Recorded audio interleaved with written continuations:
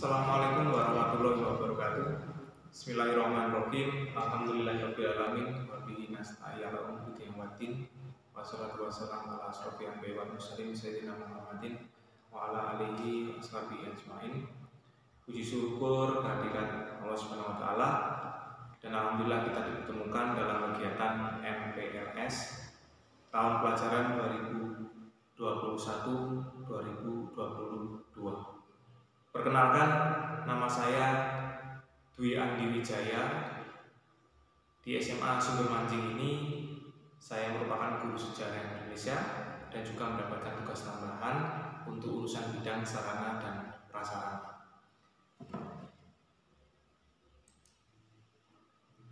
Saya sampaikan selamat datang untuk peserta didik baru di SMA Negeri Sumber Manjing tahun pelajaran 2021-2022. Semoga selama 3 tahun ke depan Anda berada di sekolah kita tercinta ini dapat menggapai cita-cita, angan-angan yang diharapkan oleh orang tua, oleh agama, oleh negara, dan oleh kalian sendiri. Semoga itu semua tercapai dengan lancar dan baik. Selanjutnya, selaku urusan sarana dan prasarana, saya akan menjelaskan beberapa hal terkait dengan sarana prasarana yang ada di SMA Negeri 1 Sumber Manjing. Sekolah kita SMA Negeri 1 Sumber Manjing ini memiliki luas lahan yaitu 4.500 meter persegi dengan luas bangunan 1.064 meter persegi, halaman tanah 400 meter persegi, lapangan olahraga 1.800 meter persegi, lapangan baru pojok itu sekitar 346 meter persegi, dan lain-lain kurang lebih 900 meter persegi. Detailnya, sekolah kita tercinta ini berada di Jalan Raya Tambak Asri, Desa Tambak Asri, Kecamatan Sumber Manjing, Wetan. Di dalam materi pengenalan lingkungan sekolah ini, materi yang akan saya paparkan saat ini yaitu terkait dengan sarana prasarana yang merupakan bagian dari fasilitas sekolah. Anda pasti sudah sering mendengar istilah sarana dan apa itu prasarana. Jika kita mendengar istilah sarana, prasarana selalu mengacu pada objek-objek bangunan seperti gedung, kelas, kemudian lapangan, dan lain sebagainya. Hal ini tidak sepenuhnya salah, tapi sesungguhnya sarana merupakan atau memiliki makna yaitu segala sesuatu yang dapat dipakai sebagai alat dalam mencapai maksud dan tujuan. Itu yang dimaksud dengan sarana. Contoh dari sarana itu sendiri yaitu di sekolah itu ada alat tulis, di sekolah juga ada bahan untuk praktikum, di sekolah juga ada bahan untuk peraga, ada komputer, ada bangku, dan lain sebagainya. Itu merupakan contoh dari sarana. Artinya apa? Sarana suatu penunjang untuk kelancaran yang bisa dipindahkan. Itu namanya sarana. Sedangkan prasarana sendiri segala sesuatu yang merupakan penunjang utama terselenggarakannya suatu proses. Dalam hal ini yaitu suatu usaha, pembangunan, proyek, dan sebagainya. Lebih singkatnya atau lebih enak didengar dan dipahami, prasarana merupakan segala sesuatu pembantu yang difungsikan untuk tidak dipindahkan. Artinya dia berdiri tetap, tidak bisa dipindahkan dari satu lokasi ke lokasi yang lainnya. Ambil contoh, gedung, ruang kelas, kemudian lapangan, tempat parkir, dan sebagainya yang tidak memungkinkan untuk bergerak. Itu disebut dengan prasarana. Sehingga bisa kita simpulkan bahwasanya di sekolah itu ada sarana dan prasarana, artinya segala suatu penunjang yang bisa dipindahkan dan dibantu oleh segala sesuatu yang tidak bisa dipindahkan seperti gedung, lapangan, tempat parkir, dan lain sebagainya. Itu terkait pengertian atau definisi dari sarana prasarana. Selanjutnya yang ingin saya sampaikan yaitu sarana prasarana di sekolah. saya bagi menjadi 3 kelompok atau 3 komponen. Yang pertama ruang pembelajaran umum, kemudian ada ruang pembelajaran khusus, dan ada ruang pembelajaran penunjang. Kita awali dari ruang pembelajaran umum. Ruang pembelajaran umum sekolah kita tercinta masih memiliki 11 kelas untuk digunakan kegiatan belajar mengajar. Kemudian yang kedua, terdapat juga 1 ruang perpustakaan. Yang ketiga ada 2 lab komputer. Yang keempat ada laboratorium biologi atau laboratorium IPA. Jadinya untuk ruang belajar ada 4 komponen itu, ada 4 ruang. 1 ruang kelas yang terdiri dari 11, 1 lagi ruang perpustakaan, ada 2 lab komputer, dan ada 1 laboratorium IPA. Itu dari ruang pembelajaran umum. Kemudian ada ruang pembelajaran ruang penunjang. Maksudnya ruang penunjang ini ruang pembantu untuk pembelajaran umum tadi. Ruang penunjang terdiri dari beberapa. Yang pertama, 1 ruang kepala sekolah. Yang kedua, ruang wakil kepala sekolah.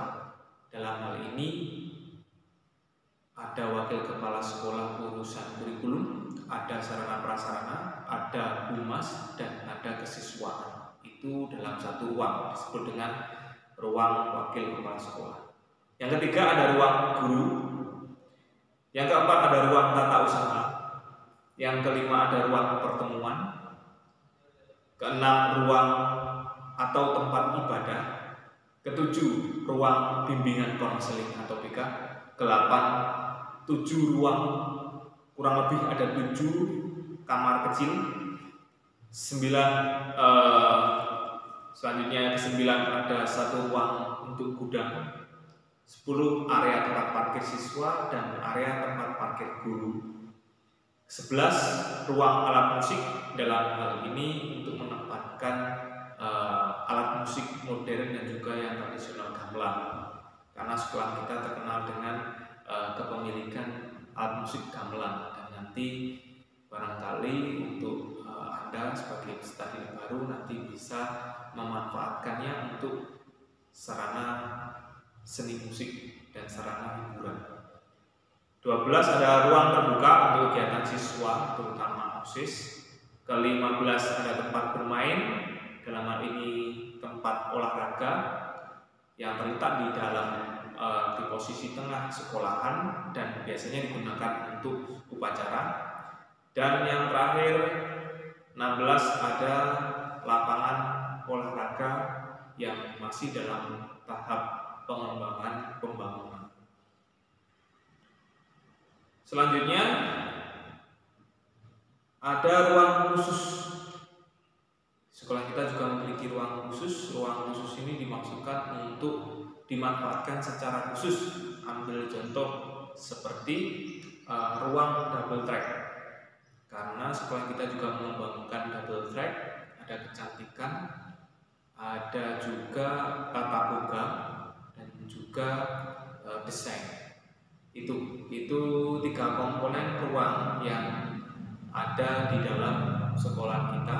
Itu ada ruang umum, ruang penunjang, dan ruang khusus.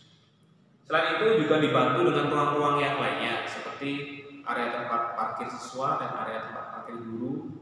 Kemudian ada juga di lapangan olahraga yang masih dalam kondisi proses. Selanjutnya, untuk aula kita masih memanfaatkan ruang kelas yang dirancang secara khusus untuk dapat digabungkan, sehingga ketika dipergunakan untuk kegiatan yang membutuhkan space atau tempat besar, kita bisa memanfaatkan ruang tersebut dengan cara menggabungkan 2 kelas sekaligus. Selanjutnya sedikit menyinggung masalah apa sih konsep SMA Negeri 1 Sumber Manjing untuk tahun depan, maksudnya tahun pelajaran 2021 dan 2022. Sedikit menyinggung masalah konsep green school atau sekolah hijau. di mana sekolah hijau ini berarti sekolah yang memiliki komitmen secara sistematis untuk mengembangkan program-program yang menginternalisasikan nilai-nilai lingkungan dalam seluruh aktivitas sekolah. Inilah yang akan menjadi program selanjutnya sekolah kita, sehingga menjadikan sekolah kita ini dengan basis ramah lingkungan. Dari sinilah nanti akan juga dikembangkan sekolah yang menggunakan segala sesuatunya itu yang ramah lingkungan, termasuk dalam memanfaatkan energi matahari atau yang biasanya sering disebut dengan solar cell. Nanti kedepannya kita akan merancang atau mengembangkan solar cell atau energi matahari ini untuk dijadikan sebagai energi alternatif sebagai pembangkit listrik. Itu artinya setelah kita tidak mengandalkan secara penuh dari listrik yang bersumber dari PLN, tapi juga kita bisa menghasilkan sendiri dari pengembangan solar cell.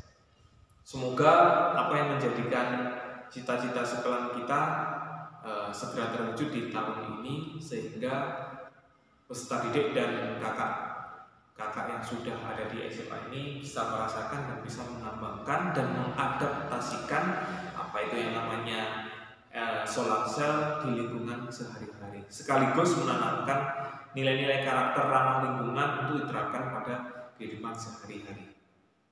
Selanjutnya, program yang baru disampaikan inilah yang nantinya diharapkan bisa menumbuhkan sikap peduli lingkungan melalui proses pembelajaran.